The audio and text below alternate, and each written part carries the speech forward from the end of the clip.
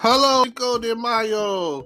It is May 5th, 2020, 11:15 a.m. And it's Cinco de Mayo, and it's also Taco Tuesday. It is one of those days of the week that it's a holiday, and it's hitting on the right day, a Taco Tuesday. Oh man, you definitely got to go out there and find out who has the best taco.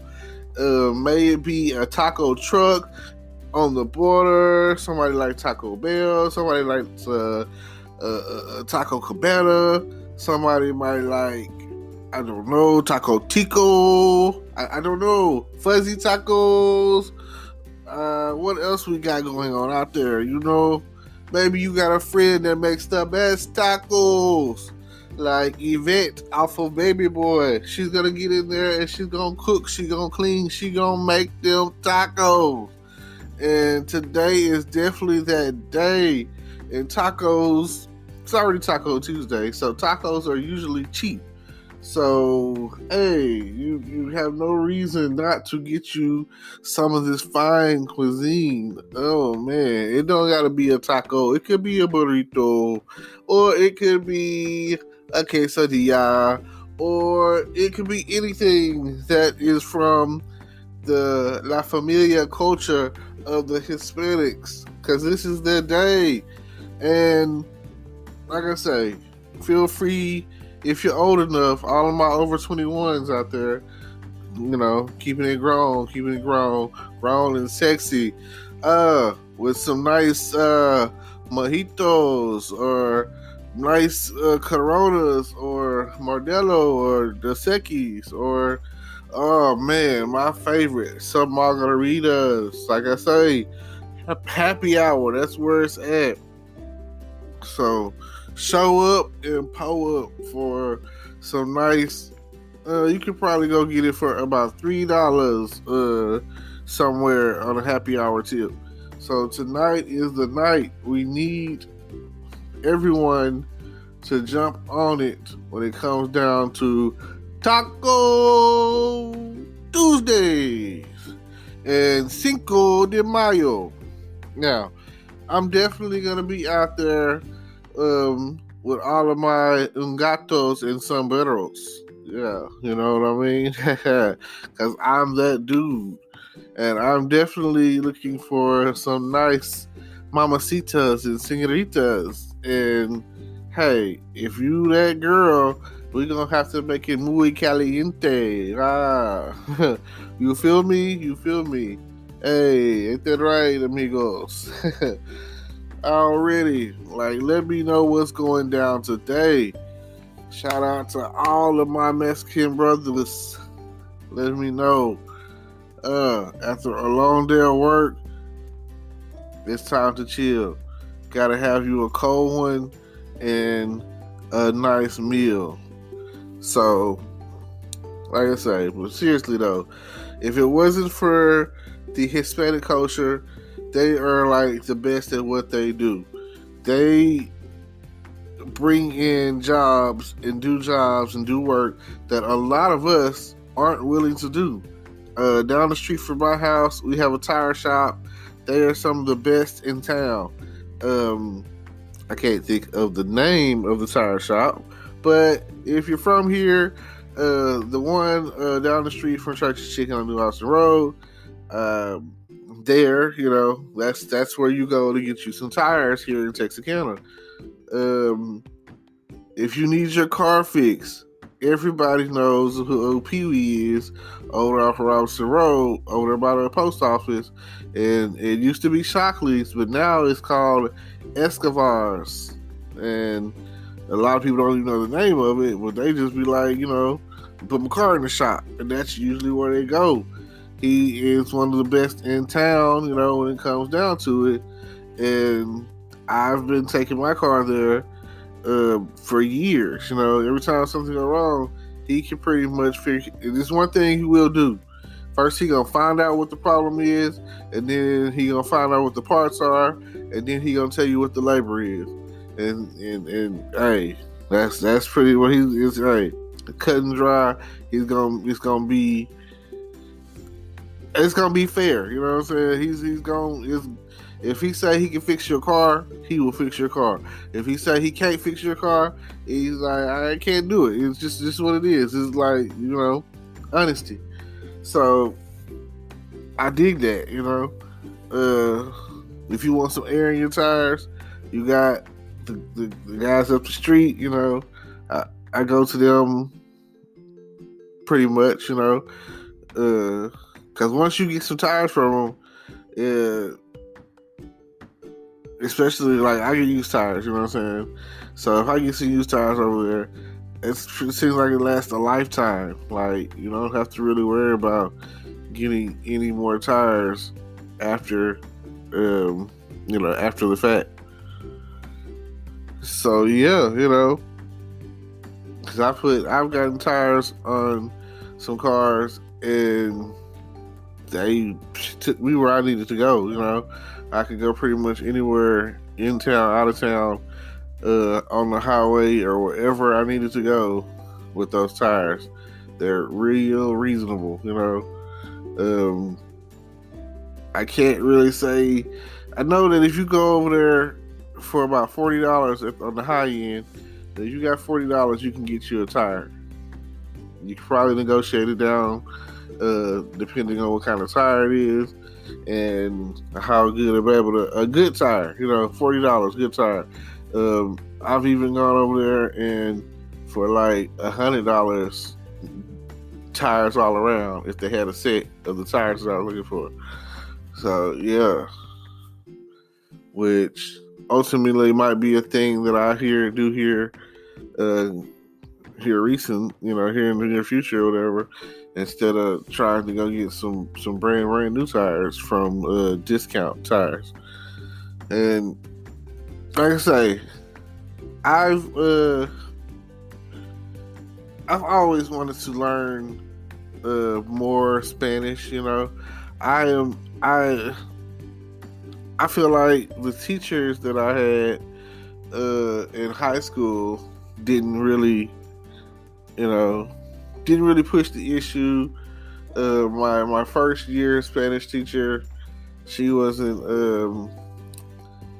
certified. So, and where I come from, they say that if the teacher isn't, certified or accredited or whatever, they can't really fail you. So you're pretty much guaranteed to get an A in there. So that's cool for the moment, but in the long run, you're thinking to yourself like, I kind of want to learn this, So I don't know. Maybe at some point I'll get a Rosetta Stone and figure it out. So that way, when it comes down to it and they're speaking, I can be able to understand what the hell they're saying. I feel that way about a lot of cultures. Maybe Mexican or Spanish speaking, or even the French, Japanese, Chinese, some of the main Korean or whatever, Russian, some of the main languages or whatever, Italian, even Hindu speaking. So I feel like if you cover some of the foundationary, so because like majority of the world has like a Spanish dialogue to it, like the southern hemisphere more or less is like you got Mexico, got Colombian, and although they're different, Spanish is, because I want to be like Spanish is Spanish, because if they say they're from Honduras or Colombia, or these are all different cultures. You know what I'm saying? Like, it's just like if I said that I was from Vietnam, they're speaking Vietnamese. If I said I was from Korea, they're speaking Korean. But if I said China, Japanese, you saying?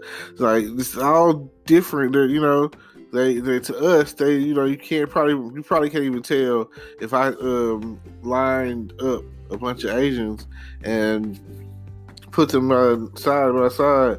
You probably couldn't tell that they're You know, you can't tell. You know, sometimes you can't tell them apart. You know, you have to have been around the culture long enough, and that's just what it is. You know. Now it's just pure ignorance because you just don't know. You know, that's just like if someone spoke Yiddish. You know, some of y'all don't even know what that is. You know, and I want to say Yiddish is like that's what the Hebrew speaking Hebrew or something like that or whatever, and we'll be back after a quick break. Hey there, welcome to Good Advice Giver. First, we want to start by saying a massive thank you for tuning in today. Whether you're a long-time listener or you're joining us for the first time, we're truly grateful to have you here. We know you've got a lot of options when it comes to podcasts, so the fact that you're spending your time with us means the world. So thank you. That's right. We're excited to have you with us because here on Good Advice Giver, we cover just about everything. Whether you're interested in sports, relationships, sex, money, finances, business, digital marketing, music, education, movies, comedy, or something else entirely, we've got it all. No topic is off limits here, and we dive deep into real, meaningful conversations that matter. We've also got a mix of male and female hosts, so you're always getting a well-rounded perspective on every topic we cover, from business strategies to personal development, from car shopping to digital products like affiliate marketing. We bring a little bit of everything to the table. Our goal is to offer advice, insights, and some laughs along the way to make sure you feel welcome and engaged, no matter what brought you here. And it doesn't stop there. We're not just about giving great advice, we're about action. On this podcast, we even sell products and services we believe in, from affiliate marketing opportunities to cars and more. So whether you're looking to boost your business or find practical ways to improve your everyday life, you're in the right place. As always, we want you to stay connected with us. Be sure to download this episode so you can listen anytime, anywhere, whether you're commuting, working out, or just relaxing. And while you're at it, follow us on social media. We're on Instagram, Facebook, Twitter, you name it. That's the best way to stay in the loop for upcoming episodes, behind-the-scenes content, and even giveaways. And don't forget to subscribe to our YouTube channel. We're posting extra content there, including video podcasts and deep dive discussions you won't want to miss. Be sure to like, comment, and subscribe, and let us know what topics you want to hear more about. Lastly, check out the link below in the description for exclusive offers, resources, and more ways to connect with us. We're here for you, and we can't wait to bring you more valuable content. Thanks again for tuning in to Good Advice Giver. Let's get started.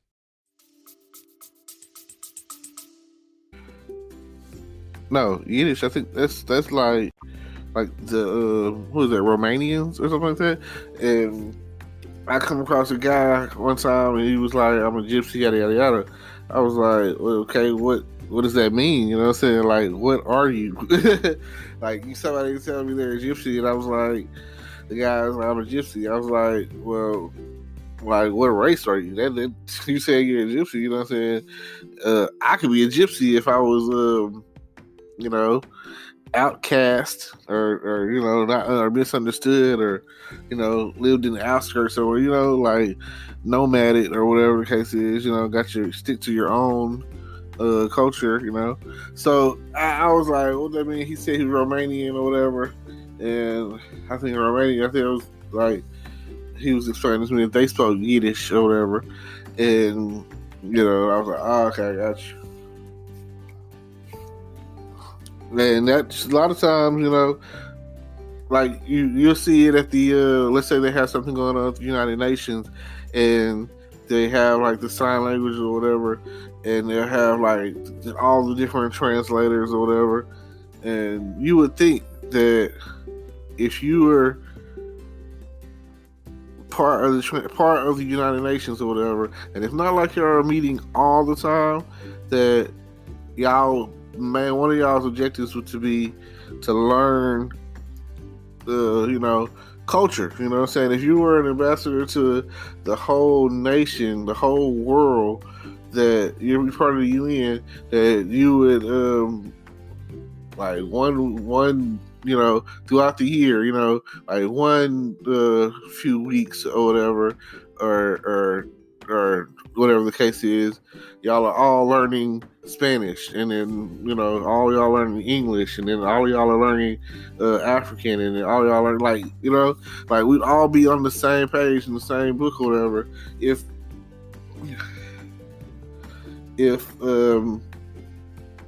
the ambassadors and translators and stuff were, I don't say forced, but like we should always be learning. Like the times where we're doing nothing, and I like myself, you know what I'm saying? But I'm not on that level. I'm not trying to be part of the UN or certain level or whatever. I'm in a comfort zone, and I'm not trying to really make some sort of drastic major change. But if you are, say, a president or a senator or a governor, you know what I'm saying? If you are an elected official, you're high up ranking, and you have like what the decisions you make affect millions, then yes, you know what I'm saying? You should not stop going to be educated. Like if you get a job, let's say being a president is a job, being a senator is a job, but you're working for the benefit of the people, you should still be getting educated, like you're only there for a max, as a president, a max of 8 years, so in that time as a president, you should be to learn some different languages. You should come out of the White House knowing how to speak Spanish, French, Chinese, Japanese, you know what I'm saying? All the key languages or whatever. You should, like, by the end of your first 2 years in office, you should come out being able to speak the basic dialogues that are out there, like you don't have to even. It's not about perfecting it, but there are college students that they go a summer abroad to different countries, and that's 2 months. So if a summer abroad is you're going doing that 2 months or whatever, and you're supposed to, by the time you come back, you're supposed to be able to, be able to observe their culture and their language or whatever, and know how to speak whatever culture that you observe language. So if you're in office, and then you're supposed to be the better of us, maybe even the best of us. You're supposed to be better, that's why we're electing you. You feel like at the end of the day, like, oh man, this person is better than the norm. He's leading the free world. He's the leader of the free world, and he represents us as a country, and it shouldn't be, that's it, like, oh man, I should not come across college students, high school students, and maybe even middle school students that know more languages than you, or just, I'm tired of having, like, when we elect the presidents or whatever, they should have to pass certain tests, they should have to be of a certain level of intelligence, like, sometimes I feel that I don't know where they get these Republican candidates from. Like, the last couple of Republican candidates that we've had in office, I don't even think they can read. They're making up words, and it's about shaking hands, and money and power. Like, why? Certain jobs require certain levels of education. I can't go out there and apply and get a job and bullshit my way through it. Why should a president be able to do that? That's what I don't understand. Like, it just come across as like this really ignorant, really stupid, and like you blue bloods, you know. It's like, what are you guys doing? It's like, I really look at it from a standpoint of measuring out from, I'm just go with the 90s. You know, a lot of people, if you weren't born in the 90s, you are probably not old enough to vote yet. So I'm gonna just start with those who are old enough to vote or who have already voted. You know, a couple of times. Like, if you were old enough to vote in the 2008, then, you know, okay, cool. Those are the people I'm targeting right now. Oh, that's who I'm talking to right now. Because some of y'all don't understand politics, or you know, just too young to really get what's at stake. So I'm gonna say this: when Clinton was in office, he had a great plan. He was smart and all that. He was very charismatic, and everybody liked him, even when he was doing what he was doing or getting what he was got. Which still has nothing to do with his intellectual status and states.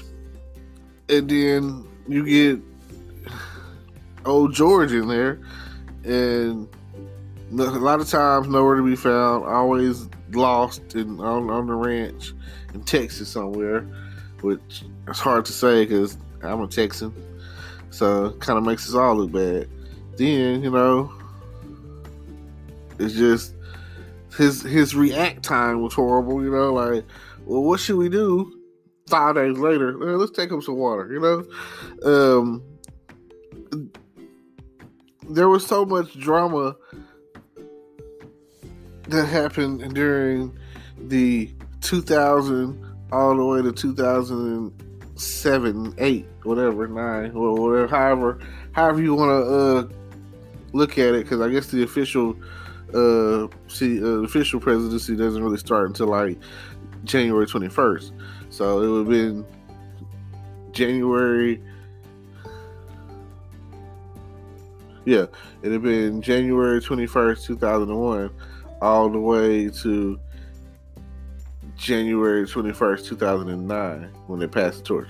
So, you know, the 8 years that he was in office, so many bad things happened. Like, oh my God, you know, it was just horrible. It was, you know, yeah, recessions and bailouts, and, you know, and then, you know, the Democrats get in there, Obama, and we have to clean it all up.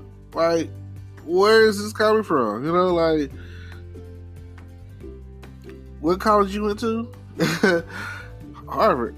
Oh, okay. And then we had Bush there. What college you went to?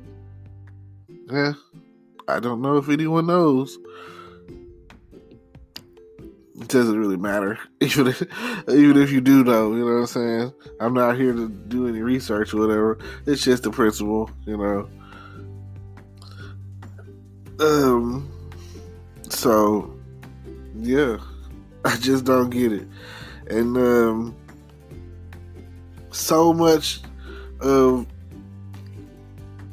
2009 till 2017,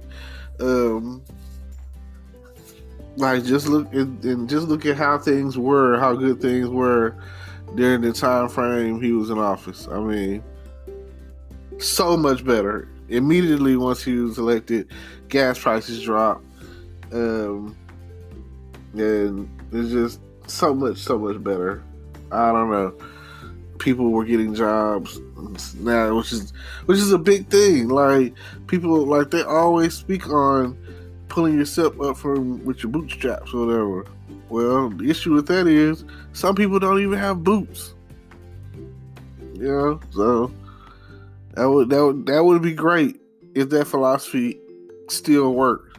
Because once you get to a perpetuating standard of my family's rich, Everybody gets boots. You come in the family, you're like, hey, you come out of the womb with a silver spoon, and you pretty much have everything because they've got already figured out. They know that with this amount of money, I can help you grow to this, and then I can show you how to invest in the stock, and I can show you how to buy real estate, Meanwhile, to pull yourself up from the bootstraps, still generations later, still trying to some people are still trying to get their boots to pull themselves up from the bootstraps or whatever. Because I'm not saying it's a generational curse thing, because you still got people out there who still aren't, and still don't have people that have graduated from college, or they're the first ones, or first one to go to college. Like, that's still a thing. I remember when I first went to college, that was still a thing or whatever. But now, these new generation of kids or whatever, they're getting like spoiled stupid. So I don't know if they're gonna have the same views about things that we value. Well, I've been going on long enough about that, which started becoming more political than anything. But it is still Cinco de Mayo. It is still Taco Tuesday, and it is still plenty of time to get out there and get you something to represent for the culture. Shout out to all my senoritas and mamacitas, and like I say, feel free to get out there and get you a nice strong margarita. Go along with your Mexican cuisine. And like I say, Cinco de Mayo, Taco Tuesday. And we're out. Today is your lucky day. Today is the day that our $3 website works for you, paying you directly to your PayPal daily. Imagine $3 ongoing continuous payments to your PayPal account. Imagine falling asleep and waking up to $300 in your PayPal account. How would this make you feel? How could this help you? What bills could you pay? What kind of fun could you have? What does that retirement look like now? All for a one-time payment of $3. This website is DFY done for you, fully built and completely hosted, and never stops collecting payments for you. You have spent $3 on coffee on a regular, but that coffee won't help you create multiple streams of income. Click the link below.